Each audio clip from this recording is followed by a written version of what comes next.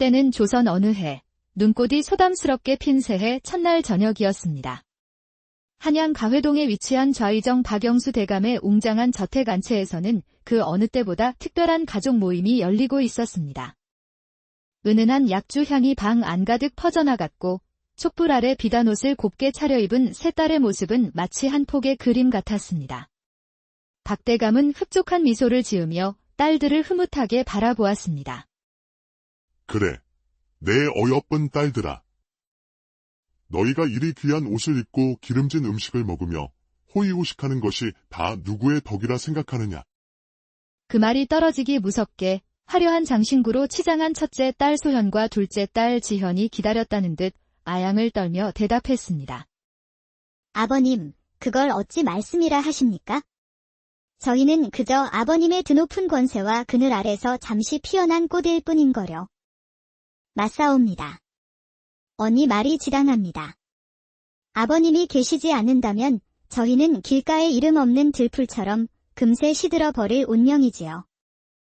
박 대감은 두 딸의 아첨에 만족스러운 웃음을 지으며 고개를 끄덕였습니다. 그의 시선은 방 한쪽 구석, 화려한 언니들과 달리 수수한 차림으로 조용히 앉아있는 막내딸 서연에게로 향했습니다. 유독 총명하고 생각이 깊어 어려서부터 경전의 깊은 뜻을 물어 아비인 자신을 당황하게 만들던 아이, 때로는 그 서늘하고 깊은 눈빛에 정말 내 딸이 맞는가 하는 생각마저 들게 하던 아이였습니다. 서연아, 너는 어찌 아무 말이 없느냐? 내 생각도 언니들과 같겠지. 순간 화기애애하던 방 안의 모든 소음이 멎었습니다. 모두의 시선이 막내딸에게로 쏠렸습니다. 서연은 그 맑고 깊은 눈으로 아버지를 똑바로 바라보며 입을 열었습니다. 아버님의 덕 또한 크시지만 근본적으로는 제가 타고난 저의 복으로 살아가는 것이라 생각합니다. 순간 방 안에 얼음장 같은 정적이 흘렀습니다. 첫째와 둘째 딸의 얼굴에서는 웃음기가 싹 가셨고 박 대감의 굵은 미간이 꿈틀거렸습니다. 뭐라? 지금 내 복이라고 하였느냐?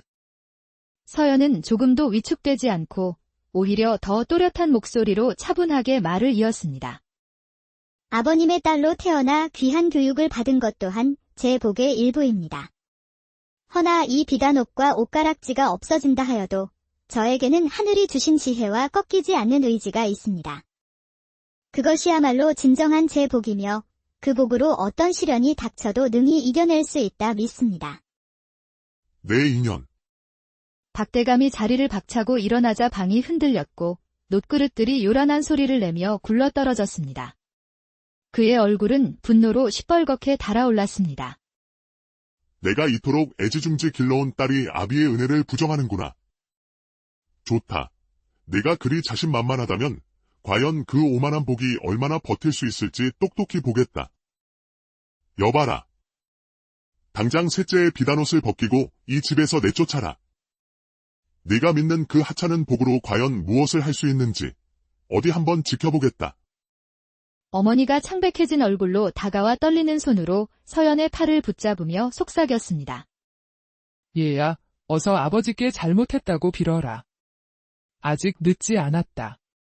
어서. 하지만 서연은 조용히 고개를 저었습니다. 그녀의 눈빛은 슬픔보다는 단호함으로 가득 차 있었습니다. 어머니, 진실을 말한 것이 어찌 죄가 될 수 있겠습니까? 서연은 조용히 자리에서 일어났습니다. 그리고 스스로 귀한 비단 저고리에 고름을 풀고 값비싼 옥비녀를 머리에서 내려놓았습니다. 그리고는 허름한 무명옷 한 벌만 걸친 채 아버지를 향해 마지막으로 깍듯이 절을 올렸습니다. 그 얼굴에는 한 점의 눈물도 한 톨의 미련도 없었습니다. 오히려 그 눈에는 마치 새로운 세상을 향해 날갯짓하는 새처럼 맑고 단단한 빛이 서려 있었습니다. 서연은 뒤도 돌아보지 않고 칼날 같은 사풍이 부는 대문 밖으로 걸어 나갔습니다. 며칠 전까지만 해도 온 한양이 부러워하던 정승대 가씨가 한겨울 길바닥에 내쳐지는 순간이었습니다. 대문 밖으로 내쳐진 서연에게 가장 먼저 찾아온 것은 살을 애는 듯한 추위와 지독한 허기였습니다. 어제까지 자신을 감싸주던 따뜻한 소미불과 기름진 음식은 아득한 꿈처럼 느껴졌습니다. 며칠을 헤매는 동안 그녀가 평생 서책으로 쌓아 올렸던 지식은 당장 얼어붙는 손끝 하나 녹여주지 못하는 무력한 것이었습니다. 하늘이 주신 지혜와 의지라 하였던가. 서연은 공허한 웃음을 지었지만 곧 그 웃음이 멈췄습니다. 그녀의 머릿속에 새로운 생각이 스쳤습니다. 아니, 혹시 이것이야말로 진정한 배움의 시작이 아닐까? 책 속의 글자가 아닌 발바닥으로 느끼는 차가운 돌바닥의 감촉, 속을 뒤트는 굶주림, 사람들의 냉대. 이 모든 것이 그녀에게 진짜 세상의 이치를 가르쳐주고 있었습니다. 그녀는 깨달았습니다. 진정한 지혜란 글자 속에 갇힌 관념이 아니라 시린 발을 동동 구르며 언손을 녹이는 저 장작불의 온기 같은 것임을. 한편 그 시각, 한양으로 향하는 길 위에는 2달의 긴 여정에 지친 한 선비가 있었습니다. 그의 이름은 이선우. 안동의 몰락한 양반가 후손으로 할아버지 대의 영모 사건에 연루되어 가세가 기운 가문의 마지막 희망을 짊어진 사내였습니다. 그의 보찜 속에는 낡은 서책 몇 권과 어머니가 싸준 마른 미숫가루가 전부였습니다. 마침내 선우는 저 멀리 한양의 성곽이 보이는 어느 주막에 들어섰습니다. 바로 그때였습니다. 썩 꺼지지 못할까. 어디 밥이나 얻어먹을 곳이 없어서 여기까지 기어들어와. 재수없게. 주모의 날카로운 고함 소리와 함께 한 여인이 힘없이 주막 마당으로 나동그라졌습니다. 며칠간의 굶주림 탓인지 몹시 야위었지만 어딘지 모르게 기품이 서린 눈빛만은 형형했습니다. 바로 서연이었습니다. 내년 같은 거렁뱅이를 들였다간 손님들 복까지 달아나겠다. 어서 썩 가거라. 선우는 잠시 망설였습니다. 자신의 처지도 넉넉지 않았기 때문입니다. 하지만 그는 차마 발길을 돌릴 수 없었습니다. 그는 조용히 주모에게 다가가 가진 엽전의 절반을 내밀었습니다. 주모, 이 아씨에게 뜨끈한 국밥 한 그릇만 내어주시오. 주모는 엽전을 받아들고는 혀를 차며 안으로 들어갔습니다. 선우가 손을 내밀자 서연의 눈에 경계의 빛이 스쳤습니다. 내레이션, 이 사람은 왜 나를 도우려 하지? 무엇을 바라는 걸까? 하지만 그의 맑고 올곧은 눈빛에서 어떤 사심도 느껴지지 않았습니다. 낭자, 어서 일어나시오. 여기서 이러고 있으면 얼어 죽기 십상이요. 서연은 말없이 그의 손을 잡고 일어섰습니다. 잠시 후 김이 모락모락 피어나는 국밥 한 그릇이 2사람의 상 위에 놓였습니다. 서연은 떨리는 손으로 수저를 들었습니다. 한 술, 2술, 뜨거운 눈물과 함께 밥을 삼키던 그녀가 조용히 고개를 들었습니다. 고맙습니다. 선비님. 시장할 터이니 어서 드시오. 서연은 국밥을 깨끗이 비운 뒤 선우의 보찜에서 삐져나온 낡은 책 한 권을 바라보았습니다. 실례가 아니라면 그 서책을 잠시 보아도 되겠습니까? 선우가 내어준 서책을 받아든 서연은 조심스럽게 책장을 넘겼습니다. 손때 묻은 책에는 수백 번은 좋게 읽었을 성현의 말씀들이 빼곡히 들어차 있었습니다. 제가 어릴 적 서재에서 밤새워 읽었던 글자들이군요. 이 글자들 속에 세상을 다스리는 도리가 있고 사람을 구하는 법이 담겨 있다고 굳게 믿었습니다. 그녀는 고개를 들어 텅 빈 자신의 국밥 그릇을 한 번, 그리고 남루한 선우의 행색을 한 번 쳐다보았습니다. 허나 이 귀한 말씀들도 살을 내는 추위와 지독한 허기 앞에서는 아무 힘이 없더군요. 길바닥에 나앉아 며칠을 헤매고 보니 비로소 깨달았습니다. 제가 배운 것은 그저 글자였을 뿐, 그리 가리키는 백성의 고단한 삶을 단 한 번도 제대로 들여다본 적이 없었다는 것을요. 언젠가 제게 붓과 종이가 다시 주어진다면 저는 임금님께서 만드신 쉬운 글자로 성현의 가르침을 백성들에게 온전히 전하고 싶습니다. 그녀의 눈빛이 밤하늘의 별처럼 빛났습니다. 지금은 어려운 한자 때문에 그 참뜻이 권력자들에 의해 재단되어 백성에게 전해지고 있지 않습니까? 밭을 가는 농부도 길쌈하는 안악도 성현의 지혜를 직접 읽고 스스로 생각하는 힘을 갖게 하는 것, 그것이야말로 진정 백성을 이롭게 하는 길이 아니겠습니까? 선우는 저도 모르게 자세를 바로 하고 그녀의 말에 귀를 기울였습니다. 그녀의 목소리는 미약했으나 그 안에는 거대한 강물 같은 힘이 있었습니다. 선비님께서는 이번 과거를 통해 나라의 동량이 되시려는 것이지요. 그렇소. 그렇다면 제가 길 위에서 본 진짜 세상 이야기를 하나 들려드리겠습니다. 어제 성박 어느 마을을 지나는데 한 늙은 농부가 관아의 아전들과 실랑이를 벌이고 있었습니다. 봄가리를 앞두고 있는데 아들을 군역으로 데려간다 하니 늙은 아비가 무릎을 꿇고 사정하더군요. 아들 없이는 올해 농사를 망칠 수밖에 없다고 말입니다. 그런데 아전은 이렇게 말하더군요. 나라를 지킬 군사가 없으면 농사고 뭐고 다 소용없지 않느냐고요. 선우가 고개를 끄덕이며 듣고 있자 서연이 말을 이었습니다. 나라의 근본인 농사와 나라의 울타리인 징병. 둘 다 버릴 수 없는 중요한 일입니다. 경전 속에서는 결코 충돌하지 않던 두 대의가 백성의 삶 속에서는 서로를 해치는 비극이 되는 것입니다. 서연은 선우의 눈을 똑바로 바라보며 물었습니다. 선비님, 만일 임금께서 농사짓는 백성의 고단함과 나라를 지키는 징병의 문제를 조화롭게 해결할 방책을 논하라 하신다면 어찌 답하시겠습니까? 선우의 동공이 세차게 흔들렸습니다. 농사 따로, 징병 따로, 각 문제에 대한 경전 속 모범 답안은 수백 개라도 외울 수 있었습니다.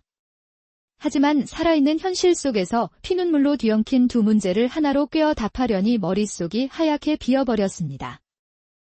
처자께서는 그 답을 알고 계시오. 서연은 그의 고뇌를 안다는 듯 부드러운 목소리로 말했습니다. 선비님, 제가 길 위에서 만난 그 농부가 한 마리 자꾸 귓가에 맴돕니다.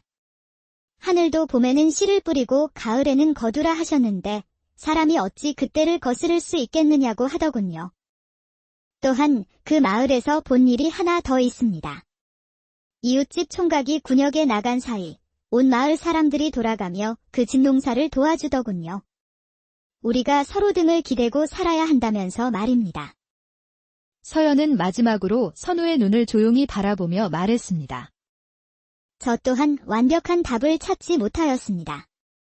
다만 제가 길 위에서 배운 것이 하나 있습니다. 그녀는 자리에서 조용히 일어서며 마지막 말을 건넸습니다. 나라를 위하는 진짜 공부란 정답을 외우는 것이 아니었습니다. 백성의 삶을 똑바로 들여다보고 그들의 고통 속에서 무엇이 문제인가를 발견해내는 것, 바로 제대로 된 질문을 찾는 것이 참된 공부였습니다. 제대로 된 질문을 품을 수 있을 때 비로소 성현의 가르침은 죽은 글자가 아니라 살아있는 답이 되어 줄 것입니다. 따뜻한 국밥 한 그릇의 빚은 제가 길 위에서 피눈물로 얻은 이 깨달음으로 갚겠습니다. 서연은 깊이 고개를 숙여 예를 표하고는 미련 없이 주막을 나섰습니다. 선우는 한참 동안 그 자리에 못 박힌 듯 앉아 있었습니다.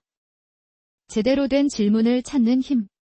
그 한마디가 그의 20년 공부를 통째로 무너뜨리고 그의 남은 평생을 뒤흔들 거대한 화두가 되어 심장에 박히고 있었습니다. 주막을 나온 그는 운명의 갈림길에 섰습니다. 북쪽은 평생의 꿈이었던 한양의 과거장으로 가는 길이요. 남쪽은 모든 것을 버리고 다시 시작해야 할 고향으로 돌아가는 길이었습니다. 내레이션. 저 길 끝에 내 평생의 꿈이 있다. 장원급제라는 영광과 쓰러져가는 우리 가문을 일으킬 희망.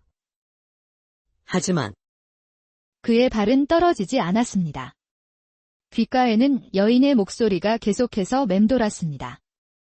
메아리, 제대로 된 질문을 품을 수 있을 때 비로소 성현의 가르침은 살아있는 답이 되어 줄 것입니다. 내레이션. 나는 지금 저 길 끝에 가서 무엇을 할 수 있는가? 백성의 얼굴도 그들의 삶에 새겨진 질문도 알지 못한 채 외워온 글자들로 그들의 삶을 재단하려 할 뿐이지 않은가? 깊은 부끄러움이 가슴을 짓눌렀습니다. 그는 고개를 돌려 자신이 걸어온 남쪽 길을 바라보았습니다. 내레이션. 돌아가자. 가장 낮은 곳으로 돌아가 그들의 삶을 배우고 그들의 눈물 속에서 진짜 질문을 찾자. 그때가 되어서야 비로소 나는 다시 이 길에 설 자격이 생길 것이다. 그는 더 이상 망설이지 않았습니다.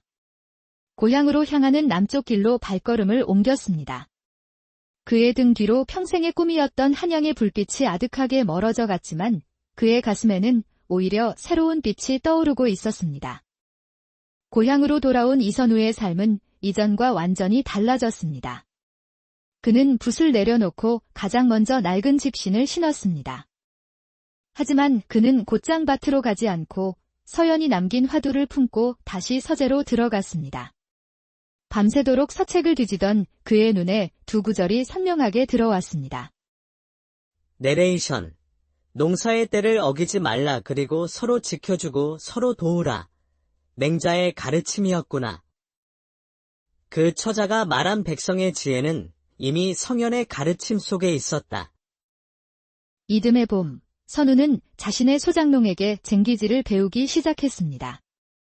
흙을 만지고 땀을 흘리며 그는 조심스럽게 농부들에게 물었습니다. 개똥아범, 나라에서 봄가을로 군역을 부과하니 농사짓기가 참으로 고되겠소. 만약 자네들이 나라님이라면 이 문제를 어찌 해결하겠소? 선비님, 답은 간단하오. 일할 때는 일하고 쉴 때는 쉬는 것이 하늘의 이치 아니겠소. 군사 훈련이라는 게 꼭 농사 바쁠 때 해야 하는 게요. 손노는 겨울에 하면 우리야 몸은 고되도 마음은 편할 텐데. 맞습니다요. 그리고 말이요. 옆집 총각이 군역 가면 그 집 노는 온 동네 사람들이 같이 갈아주는 게 우리 동네 법입니다. 혼자 짐을 지면 다리가 부러지지만 여럿이 나누어지면 언덕도 넘는 법 아니겠는겨. 농부들의 투박하지만 현명한 대답은 그에게 마지막 확신을 주었습니다. 그날 밤 낡은 호롱불 아래에서 선우는 농부들에게 배운 깨달음을 정리했습니다. 내레이션. 그래. 이것이다. 첫째는 천시. 천시. 하늘의 때를 따르는 것. 둘째는 인화. 인화. 사람의 화합으로 그 짐을 나누는 것. 셋째는 실용. 실용. 모든 이가 멀리 갈 필요 없이 제 고장을 지키게 하는 것. 드디어 낭자가 내게 던진 질문에 대한 답을 찾았구나. 그는 3년 동안 백성의 삶 속으로 깊이 파고들었습니다. 나라에서 벌채를 금하는 산 아래 마을에서 땔감이 없어 냉골에서 알아놓은 노인을 보았을 때는 국가의 백년대계와 백성의 생존이 충돌하는 현실을 마주했습니다. 3년의 시간이 흘렀을 때 이선우는 더 이상 하나의 정답만을 외운 선비가 아니었습니다. 그는 세상의 모순 속으로 직접 걸어가 백성의 눈물 속에서 질문을 찾고 현실의 지혜를 엿거기를 모색할 줄 아는 진정한 경세가로 다시 태어나 있었습니다. 그는 다시 과거 시험을 앞두고 한양으로 향했습니다. 마침내 운명의 날이 밝았습니다. 팽팽한 긴장감 속 마침내 임금이 내린 시제가 나붙었습니다. 시험장 곳곳에서 나지막한 탄식과 당황한 수군거림이 터져나왔습니다. 시제, 나라를 다스림에 있어 반드시 필요하나 서로 상충하는 정책들이 있다. 그대들이 목격한 현실의 문제들 가운데서 그러한 사례의 두 가지를 스스로 선택하여 논제로 삼아 질문을 만들고 그 둘을 조화롭게 하여 백성을 이롭게 할 방책을 상세히 모색하라. 정해진 답을 외워온 대다수의 선비들은 눈앞이 캄캄해졌습니다. 하지만 그 시제를 읽는 순간 이선우의 온몸에는 뜨거운 전율이 흘렀습니다. 3년 전 어느 겨울밤, 주막에서 자신을 송두리째 흔들어 놓았던 한 여인의 목소리가 귓가에 생생하게 울려 퍼지는 듯 했습니다. 그의 눈앞에 서연의 얼굴이 선명하게 떠올랐습니다. 다른 선비들이 붓을 들지 못하고 있을 때 이선우는 거침없이 붓을 놀리기 시작했습니다. 답안지 작성. 전하, 신은 백성의 삶 속에서 서로 충돌하나 둘 다 버릴 수 없는 두 가지 문제를 보았나이다. 첫째는 농사와 징병의 문제이며 둘째는 치산치수와 백성의 생존의 문제이옵니다. 그의 답안지에는 흙냄새가 났고 땀냄새가 났으며 백성의 눈물이 어른거렸습니다. 그것은 죽은 지식의 나열이 아니라 살아있는 세상에 대한 그의 진심 어린 정책 제안이었습니다. 며칠 뒤 합격자 방이 내걸렸고 온 한양은 안동의 이름 없는 선비 이선우가 장원급제했다는 이야기로 떠들썩했습니다. 하지만 선우에게 장원급제의 영광은 잠시뿐, 그의 마음은 오직 3년 전 그날로 향해 있었습니다. 그는 자신을 다시 태어나게 해준 단 한 사람, 서연을 찾아야 했습니다. 그는 문득 뇌리를 스치는 목소리를 들었습니다. 저는 그 쉬운 글자로 성현의 가르침을 온전히 전하고 싶습니다. 내레이션. 그래. 훈민정음. 그녀의 지혜와 마음이 향하던 곳. 선우는 그날부터 일이 끝나면 매일같이 한양의 서책점들을 순례하기 시작했습니다. 광화문 앞 가장 큰 서책점부터 피마골의 작은 책방까지 그의 기다림은 계절이 바뀌도록 계속되었습니다. 그러던 어느 날이었습니다. 그날도 선우는 종로의 서책점 구석에 앉아 책을 읽는 척하며 기다리고 있었습니다. 그때 새로 필사한 원고를 건네고 엽전 몇 입을 받아든 한 여인이 몸을 돌렸습니다. 비록 검소한 무명옷 차림이었지만 단정한 자세와 맑은 옆모습은 3년간 그의 마음속에 새겨져 있던 바로 그 모습이었습니다. 서연이었습니다. 선우의 심장이 멎는 듯 했습니다. 그는 조심스럽게 자리에서 일어나 그녀에게 다가갔습니다. 낭자. 혹시 저를 기억하십니까? 인기척에 고개를 든 서연의 눈이 커졌습니다. 3년 전에 그 남루한 선비가 당당한 관복 차림으로 자신을 바라보고 있었습니다. 선비님, 많이 달라지셨군요.